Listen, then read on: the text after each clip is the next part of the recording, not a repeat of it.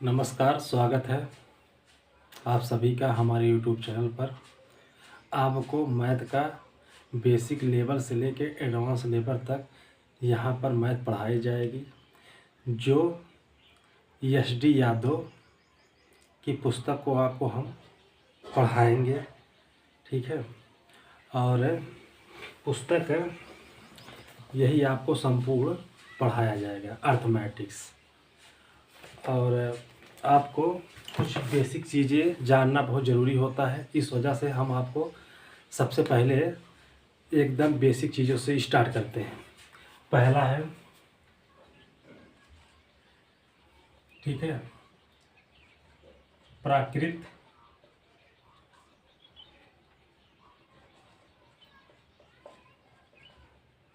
पूर्णांक। ठीक है, प्राकृतिक पूर्णांक। पहला हेडिंग क्या है?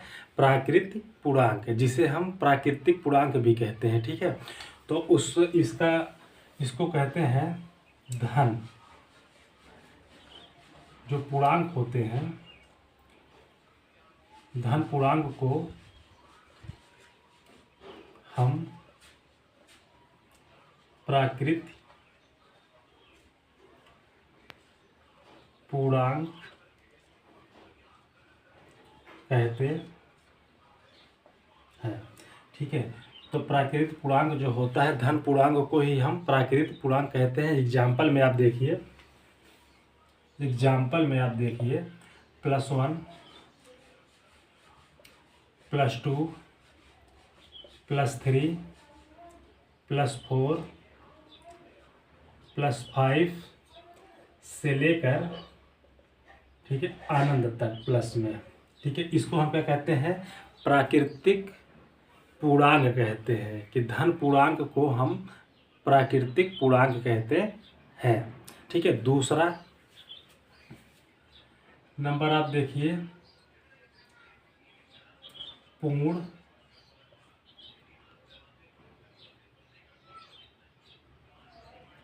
संख्या। ठीक है, पूर्ण संख्या। दूसरा आप देखिएगा क्या? पूर्ण संख्या। तो पूर्ण संख्या 0 से लेकर 0 या 0 से लेकर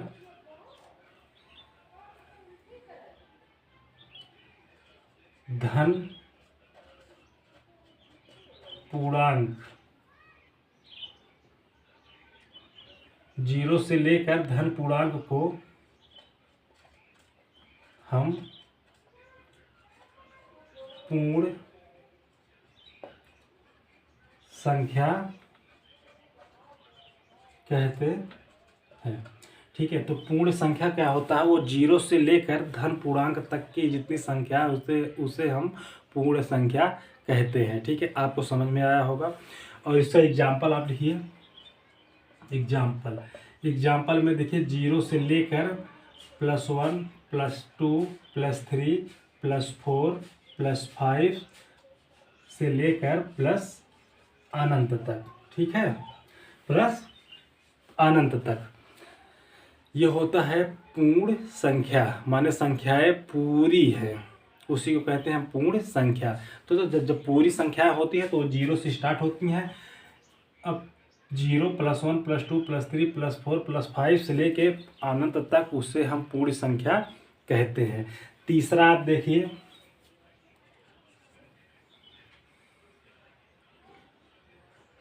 ऋण पूर्णांक। तीसरा क्या है? ऋण पूर्णांक। अब ऋण पूर्णांक किसे कहते हैं? ठीक है, ऋण पूर्णांक किसे कहते हैं?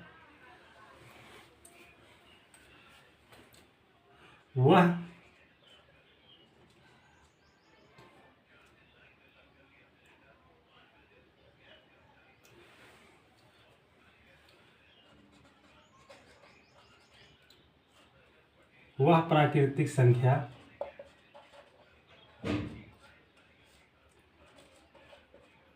जिसके आगे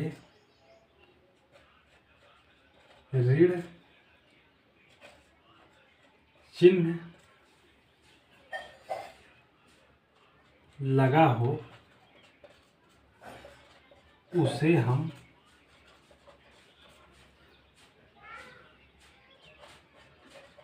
ऋण पूर्णांक कहते हैं।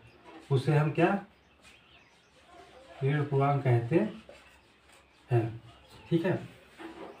ऋण पूर्णांक मतलब वह प्राकृतिक संख्या जिसके आगे ऋण चिन्ह लगा हो या माइनस का चिन्ह लगा हो उसे हम ऋण पूर्णांक कहते हैं। एग्जाम्पल में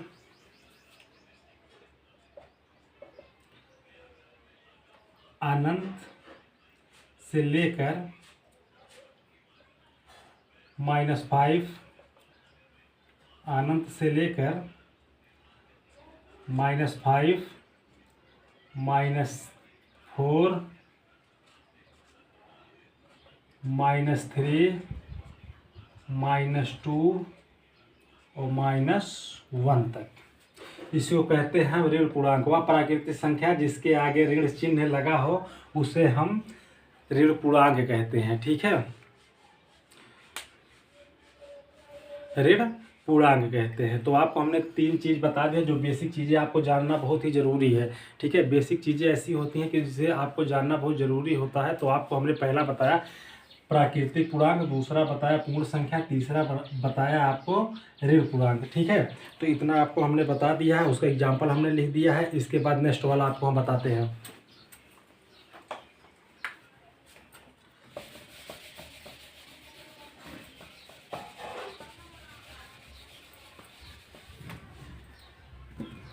अगला है चौथा, सम संख्या।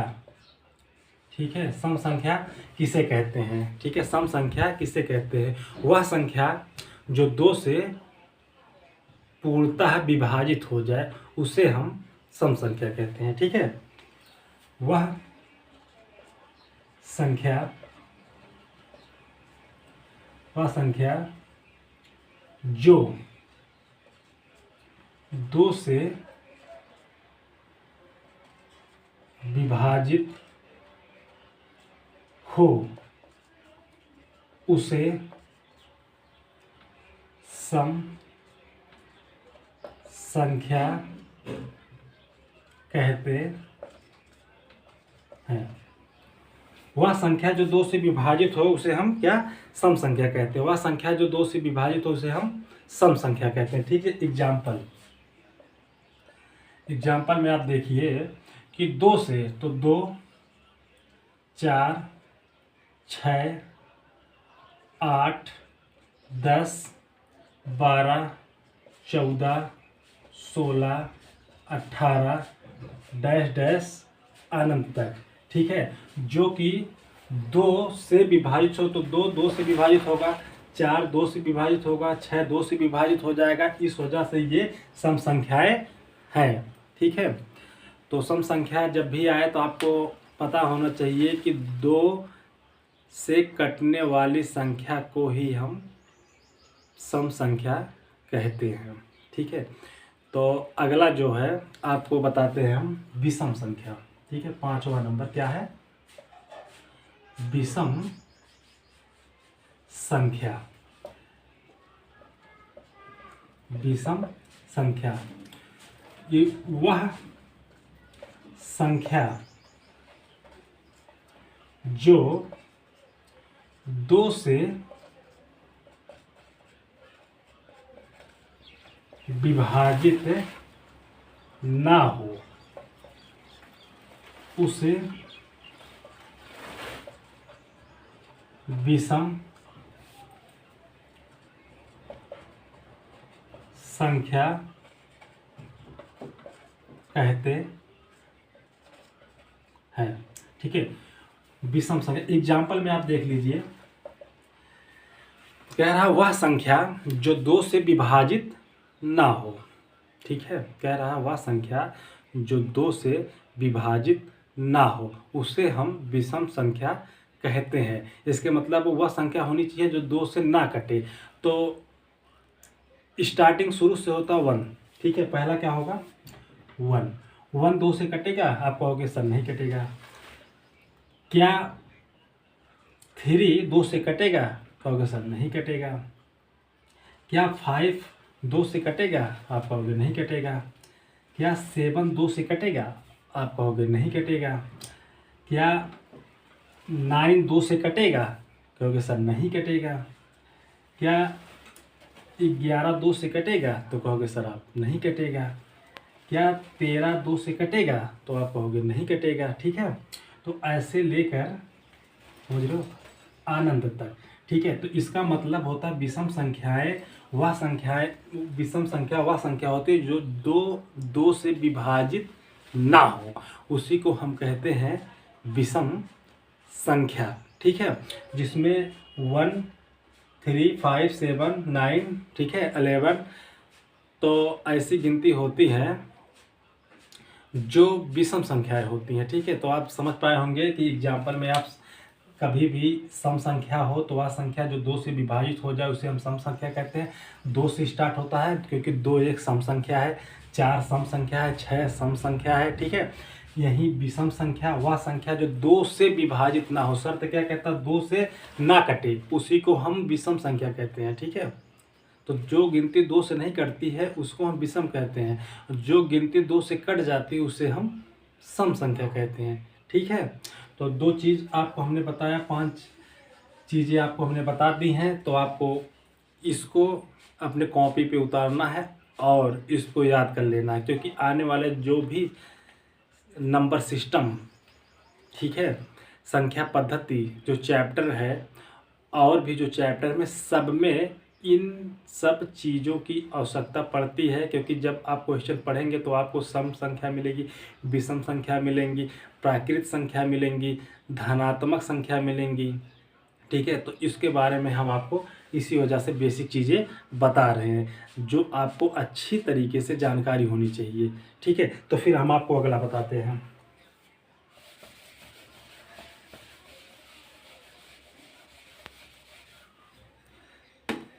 5 के बाद 6 नंबर, भाज्य।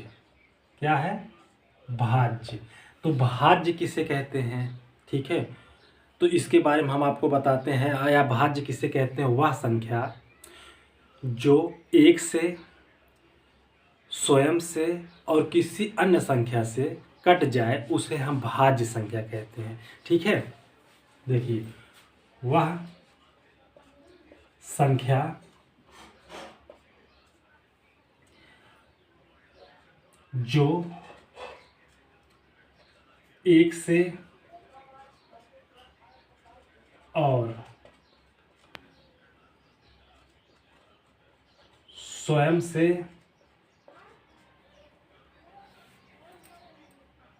और किसी भी अन्य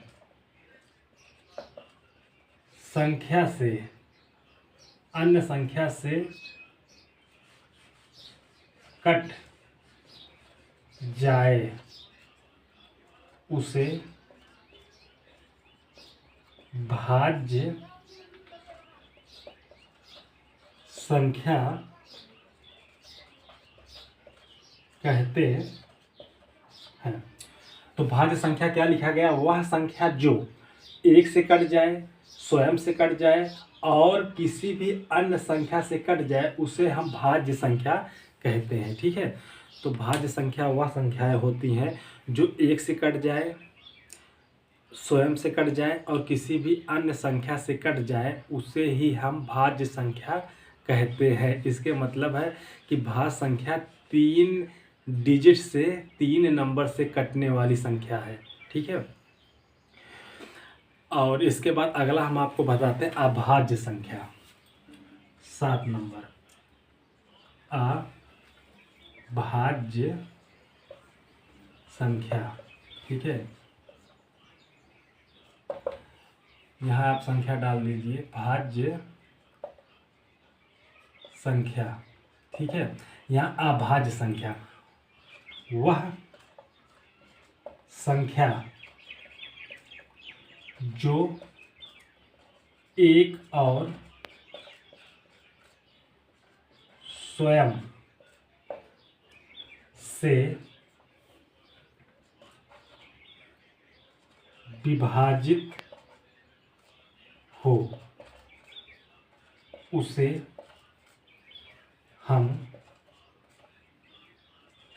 अभाज्य संख्या कहते हैं।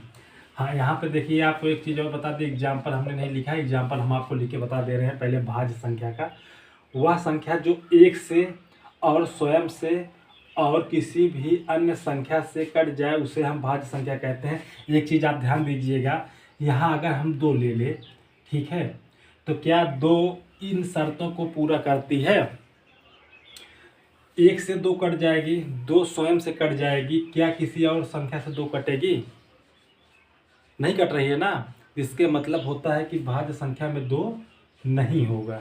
ठीक है, कहाँ से स्टार्टिंग होगा? 4 से स्टार्टिंग होगा। कितने से? 4, 6, 8, 10, 12, 14, 16, 18, 20 से लेकर ऐसे अनंत तक। अब आप चेक करके देखना चाहे तो देख लीजिए। देखिए, 4 जो है 1 से कट जाएगी, ठीक, स्वयं से कट जाएगी और 2 से भी कट जाएगी। इसके मतलब 3 चीज़ से 4 कट गया, ये शर्त फॉलो कर रहा है, इस वजह से 4 है। 6 जो है वो कटेगी किससे? 1 से कटेगी, स्वयं से कटेगी और 2 से भी कटेगी और 3 से भी कटेगी। ठीक है, इस वजह से ये 4 डिजिट से कट रही। उसका कहने का मतलब क्या है? भाज्य संख्या 1 से कटेगी, स्वयं से कटेगी, अन्य भी किसी भी संख्या से कट सकती है, किसी भी संख्या से कट सकती है, किसी भी अन्य संख्या से भी कट सकती है। मतलब इसके 3 डिजिट, 4 डिजिट, 5 डिजिट होनी चाहिए। 3 हो तो भी ठीक है, 3 से कम ना हो। जो 3 से कम कटेंगी वो भाज्य संख्याएं नहीं होंगी, जो 3 से ज़्यादा कटेंगी वो भाज्य संख्याएं होंगी। अब अभाज्य संख्या क्या कह रहा है? वह संख्या जो 1 से और स्वयं से मतलब 2 डिजिट से कटती है उसे हम अभाज्य संख्या कहते हैं। इसका भी एग्जाम्पल हम आपको बता रहे हैं। देखिए, यहाँ पे 2 होगा, ठीक। अब आप इसको भी चेक करिए कि यार 2 कहाँ होगा, तो 2 इस वजह से होगा क्योंकि 2 1 से कटेगा और स्वयं से कटेगा और किसी संख्या से नहीं कटेगा। इस वजह से अभाज्य संख्या में 2 से स्टार्टिंग होता है। ठीक है, 2 हो गया, इसके बाद 3 हो जाएगा। ठीक है, अब 3 क्यों होगा? क्योंकि 3 1 से कटेगा, अपने आप से कटेगा और किसी भी संख्या से नहीं कटेगा। ठीक है, इसके बाद आपको मिल जाएगा 5। 5 में क्या होगा? 5 1 से कटेगा, अपने आप से कटेगा। ठीक है, इसके बाद आपको मिल जाएगा 7 क्या करेगा? 1 से कटेगा और स्वयं से कटेगा और किसी संख्या से नहीं कटती है।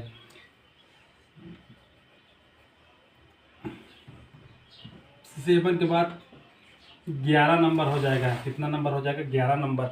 11 नंबर। अब इसमें आप ये सोचेंगे 9 काहे नहीं आप लिखे? ठीक है, क्योंकि यहाँ हमने अभाज्य संख्या की बात कर रहे हैं।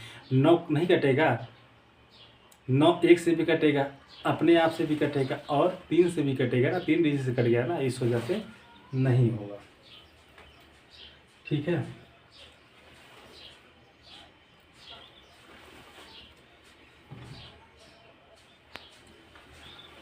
नहीं,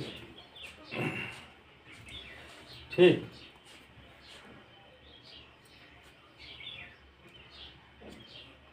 ये 11 हो गया। 11 के बाद 13 नंबर हो गया। 13 क्या होगा? अभाज्य संख्या होती हैं। 13 क्या होता है? अभाज्य संख्या होती हैं। 13 भी 1 से और अपने आप से कटेंगी, ऐसे लेके अनंत तक। ठीक है, क्या ऐसे लेके कितना तक? अनंत तक। तो आपको अभाज्य संख्याएं समझ में आई होंगी, भाज्य संख्याएं समझ में आई होंगी। ठीक है, और इसके बाद आपको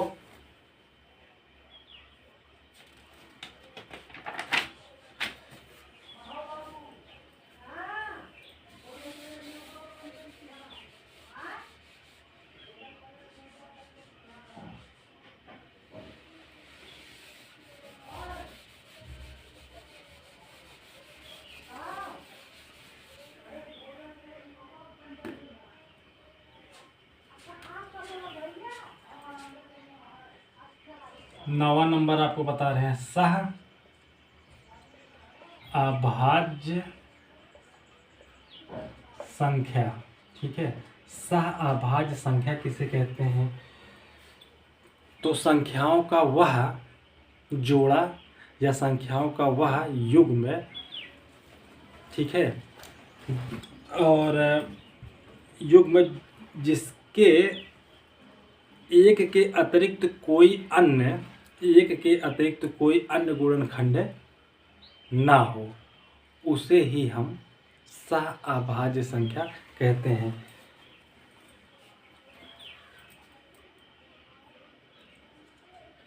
वह संख्याओं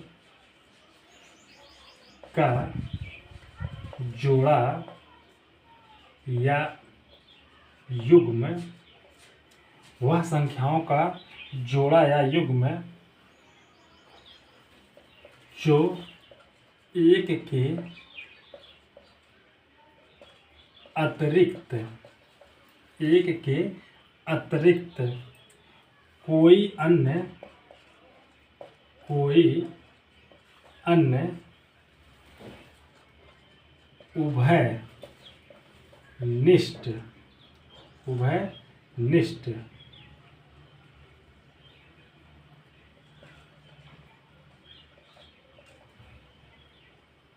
उभयनिष्ठ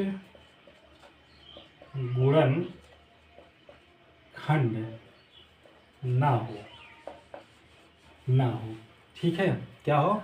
ना हो। वह संख्याओं का जोड़ा या युग्म, ठीक है, जो एक के अतिरिक्त अन्य कोई गुणनखंड ना हो, उसे हम सह अभाज्य संख्याएं कहते हैं।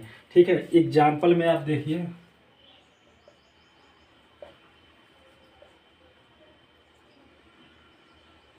दो कामा 5, इसमें क्या कह रहा है? संख्याओं का जोड़ा हो गया कि एक के अतिरिक्त कोई अन्य उभयनिष्ठ गुणनखंड ना हो, मतलब एक के अतिरिक्त कोई ना हो तो 1 से 2 कट जाएगा, चलिए ठीक है, 1 से 5 भी कट जाएगा और किसी भी संख्या से नहीं कटेगा। फिर 3 और 5 का कॉम्बिनेशन होता है, ठीक है, इसको आप देख लीजिए। फिर होता है 3 और 7 का भी होता है, ठीक है, फिर होता है 5 और 7 का भी होता है, ठीक। इसमें क्या होगा? 3 1 से कटेगा, 5 1 से कटेगा, ठीक है, 3 1 से कटेगा और 7 1 से कटेगा। तो ऐसे युग्म होते हैं, ऐसे जोड़े होते हैं जो एक के अतिरिक्त कोई अन्य उभयनिष्ठ गुणनखंड ना हो, ठीक है। तो गुणनखंड आप जानते हैं कि कोई अलग कोई गुणनखंड ना हो। तो इसके बाद आपको 10 नंबर को आपको हम बता दे रहे हैं, परिमेय संख्या।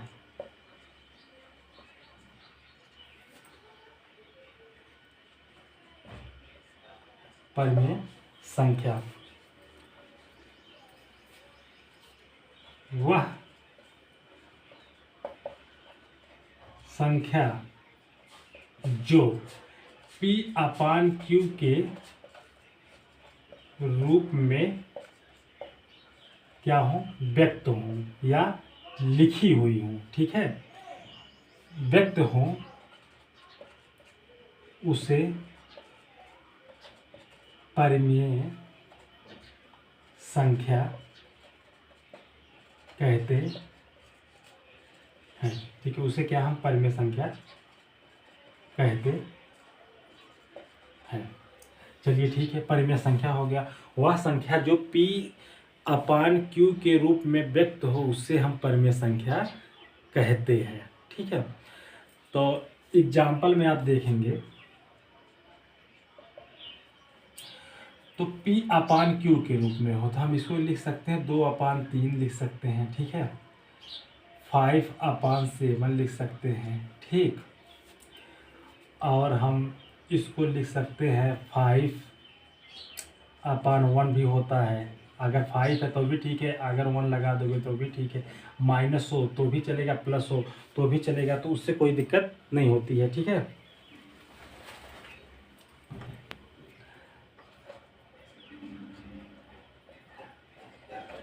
अनंत तक। तो परिमेय संख्या कहते हैं वह संख्या है जो पी अपान क्यू के रूप में व्यक्त हो। उसका शर्त एक ही है कि वो पी अपान क्यू के रूप में हो, मतलब अंश और हर के रूप में अगर व्यक्ति है तो उसे हम परिमेय संख्या कहते हैं। इसमें एक चीज़ और आपको ध्यान देना होगा कि क्यू नॉट इक्वल टू 0, मतलब क्यू का मान शून्य ना हो, मतलब p का मान क्या होता है, शून्य ना हो। तो q नॉट इक्वल टू 0 मतलब होता है कि q का मान कभी भी 0 ना हो। ठीक है, क्योंकि 0 रख देंगे तो संख्याएं जो होता है अनंत हो जाती हैं भाग देने। तो इस वजह से ये परिमेय जो संख्या है वो 2/3, 5/7, 5/11, 8/11 और 5/1। ठीक है, तो ये क्या होती है, परिमेय संख्या होती है। ठीक है, तो आपको हमने सहअभाज्य संख्या पढ़ा दिया, आपको हमने परिमेय संख्या के बारे में जानकारी, क्योंकि बेसिक चीज़ें हैं, आपको जानकारी होना बहुत ज़रूरी है। ठीक है,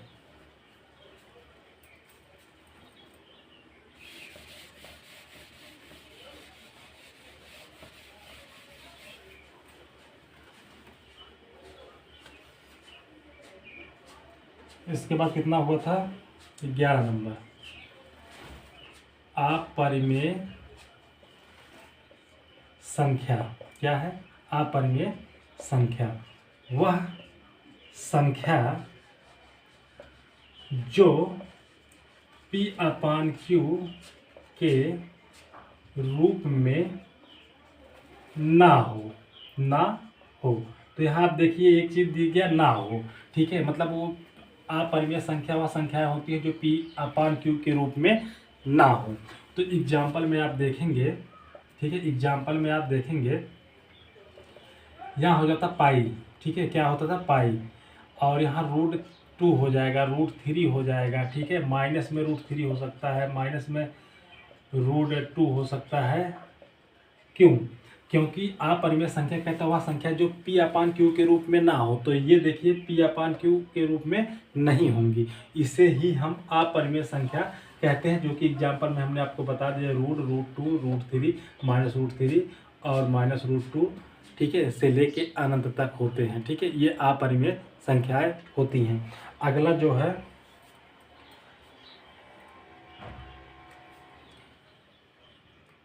और इसके बाद हम आपको अगला बता देते हैं,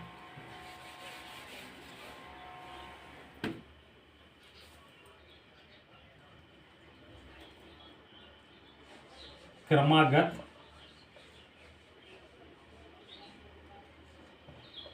पूर्णांक। ठीक है, क्रमागत पूर्णांक है जो होता है वह संख्या, ठीक है, बहुत इंपॉर्टेंट है, इसको ध्यान से देखिए। क्रमागत पूर्णांक वह संख्या जो क्रम से आए या लगातार आए उसे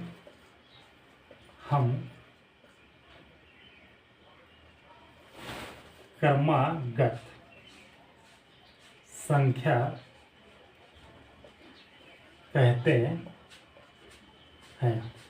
ठीक है, उसे हम, तो क्रमागत पूर्णांक वह संख्या जो क्रम से आए या लगातार आए उसे ही हम क्रमागत संख्या कहते हैं। ठीक है, क्रमागत संख्या जो है, ठीक है, 7 प्रकार के होते हैं। कितने प्रकार के होते हैं, 7 प्रकार के होते हैं। ठीक है, नंबर 1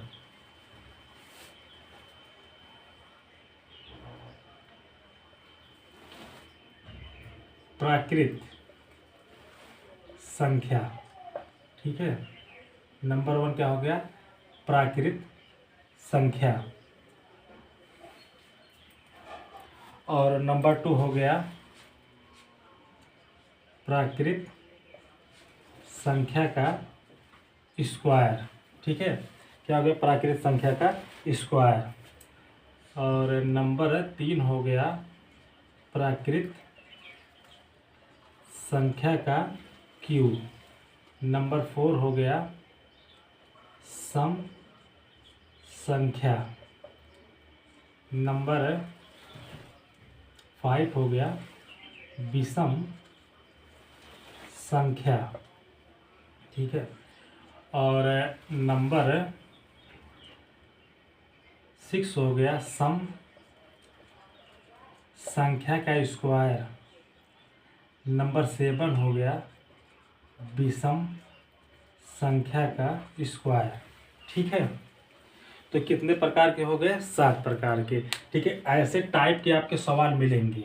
ठीक है, आपके पुस्तक में, एस.टी. यादव के पुस्तक में आपको कर्मागत पूर्णांक के बारे में जानकारी मिलेगी। ठीक है, देखिए कर्मागत संख्याओं को ज्ञात करने के लिए आपको हम फार्मूला बता दे रहे हैं। उसी फार्मूले से हम कर्मागत संख्याओं को निकालते हैं। ठीक है,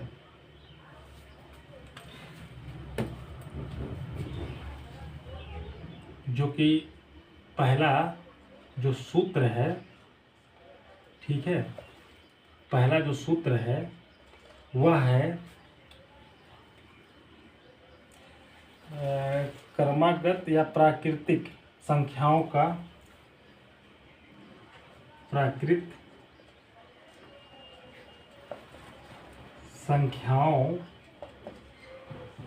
संख्याओं का पद और योग निकालना। क्या होता है? निकालना।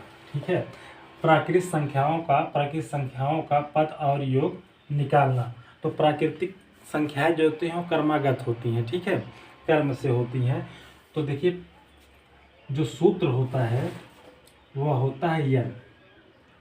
यन बराबर अंतिम। ठीक है, कितना? अंतिम संख्या का हो, अंतिम संख्या माइनस प्रथम संख्या अपान बटे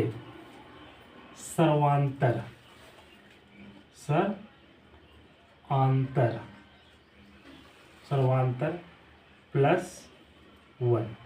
ठीक है,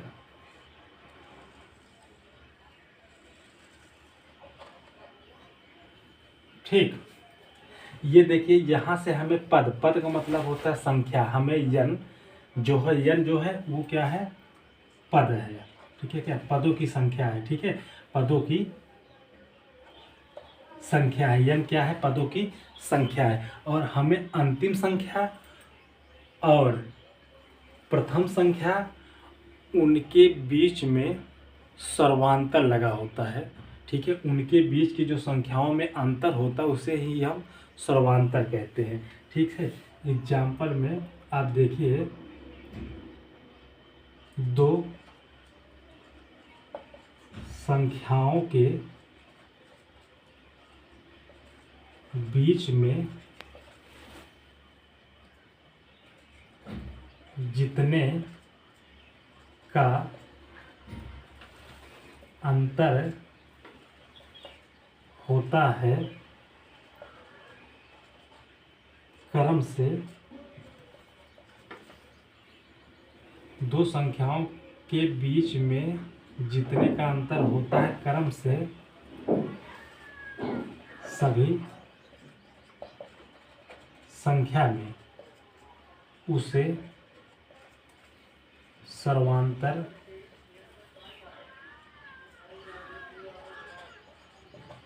कहते हैं। ठीक है, जो है दो संख्याएं के बीच में जितने का अंतर होता है क्रम से सभी संख्याओं में क्रम से सभी संख्याओं में क्रम से सभी संख्याओं में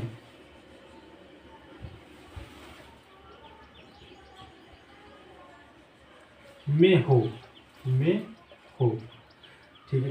कर्म से सभी संख्याओं में हो उसे सर्वांतर संख्या कहते हैं, ठीक है। जैसे एग्जाम्पल में आपको बता दें, देख लीजिए आप कि जैसे मान लीजिए माना कि हमको दिया गया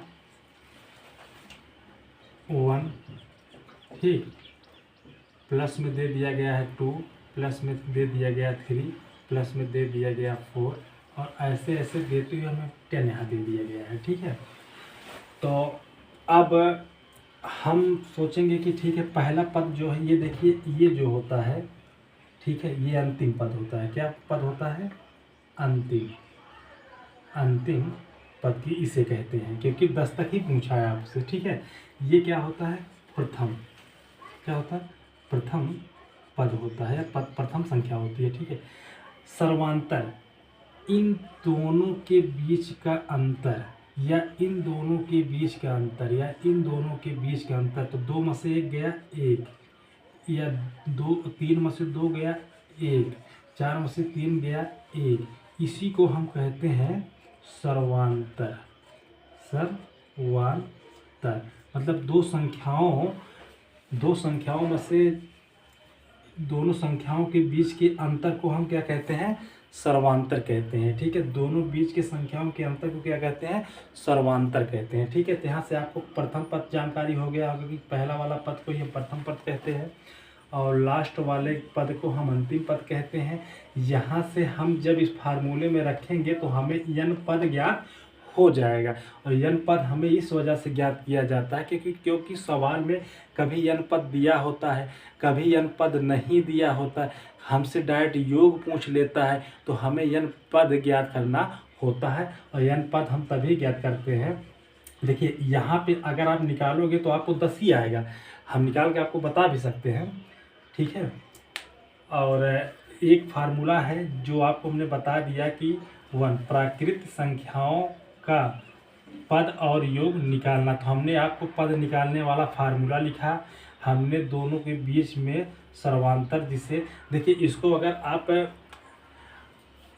अंतिम संख्या को आप यल से डाल सकते हैं, ठीक है। माइनस प्रथम संख्या जिसे है उसे आप ए से भी लिख सकते हैं, सर्वांतर को आप डी से लिख सकते हैं, ठीक है।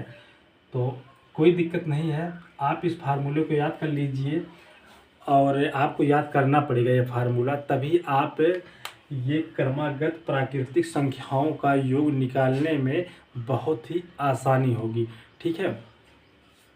क्योंकि जितनी अच्छे से फार्मूला आप अपने दिमाग में फिट करे रहेंगे, समय आने पर वैसा ही काम करेगा, ठीक है। तो इसको आपको याद करना बेहद ज़रूरी है। तो आपको हमने बता दिया है, एक बताया, अब हम आपको बता रहे हैं योग निकालना, ठीक है। क्या बता रहे हैं? योग निकालना।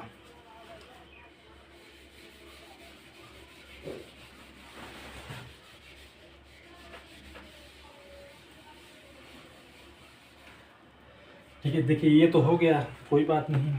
अब दूसरा जो होता है, दूसरा जो सूत्र होगा, ठीक, वो होगा योग निकालने के लिए, ठीक है। तो पहला आपको ये हो गया, ठीक है।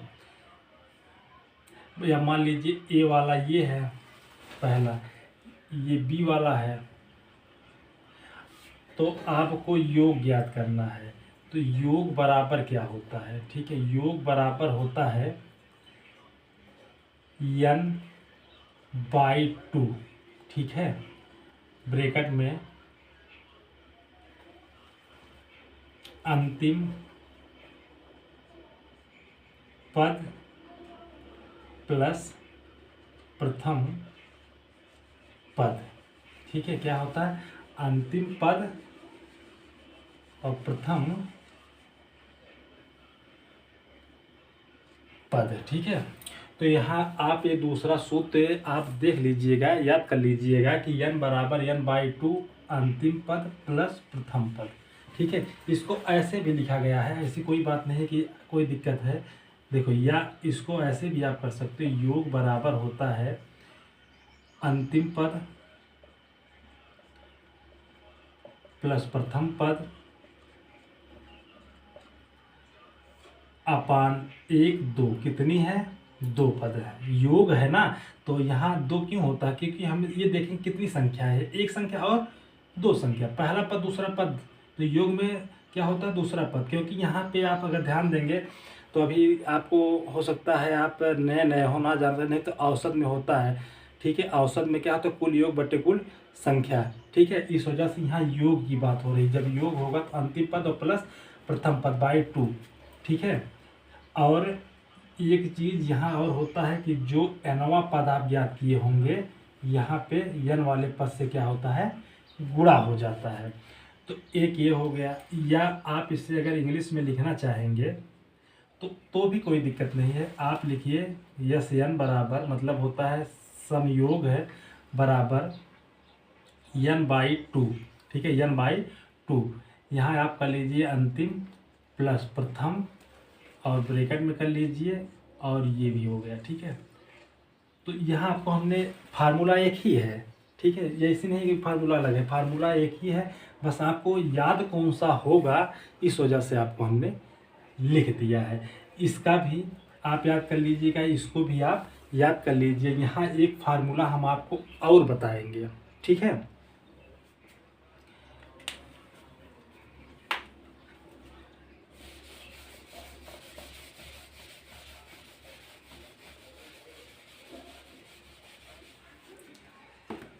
सी वाला आप देख लीजिए, एक फार्मूला आपको हम और बता रहे हैं, देखिए यहाँ यस एन बराबर होता है,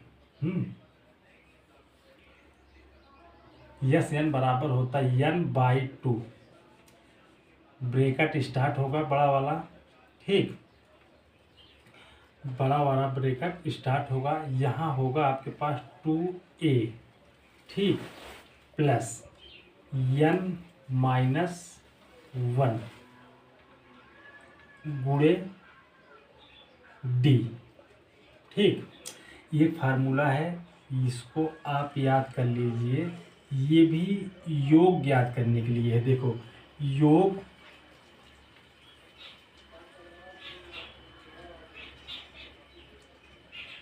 पदों का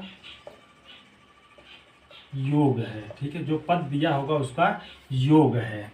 यन के बारे में आप जानते हो, यन क्या है, पद है, ठीक है, संख्या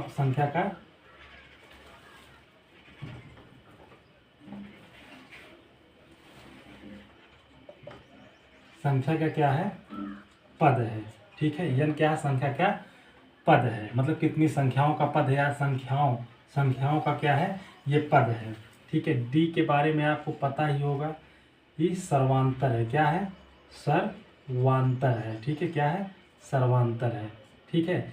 ए के बारे में आपको पता होगा कि ये प्रथम पद है, क्या है, प्रथम पद है, ठीक है। तो यहाँ पे आपको चीज़ें सब चीज़ मिल चुकी हैं, ठीक है। यस एन क्या होता है, पदों का योग होता है, टोटल पदों का, और n/2 ब्रैकेट में 2a प्लस ब्रैकेट में n-1 ब्रैकेट बंद गुणे d। सर्वांतर के बारे में आपको इससे पहले हमने आपको बताया है कि जो भी लगातार क्रम दिए होंगे उन क्रम दो गिनतियों के बीच का जो भी अंतर होगा उससे ही हम सर्वांतर कहते हैं। यन पद आपको ज्ञात करने के लिए हम आपको बताए हैं कि जो अंतिम पद होगा और जो प्रथम पद होगा दोनों के बीच में माइनस होगा, ठीक है, बटे क्या होगा, सर्वांतर होगा, कि उन पदों के बीच में लगातार और पद जो पद आए हुए हैं उनके बीच में क्या अंतर है, उससे ही हम सर्वांतर कहते हैं। प्लस 1 रहता है, ठीक है, यहाँ से हमें यन ज्ञात हो जाती है, ठीक है, कोई दिक्कत नहीं है। एग्जाम्पल के तरीके से आप देखना चाहेंगे तो हम आपको बता देंगे कैसे होगा, या जब हम क्वेश्चन लगाएंगे, ठीक है, चैप्टर में, तो वहाँ इन चीज़ों का बहुत ही बढ़िया मिश्रण मिलता है, ठीक है, वहाँ पे हम आपको अच्छे से सिखाएंगे।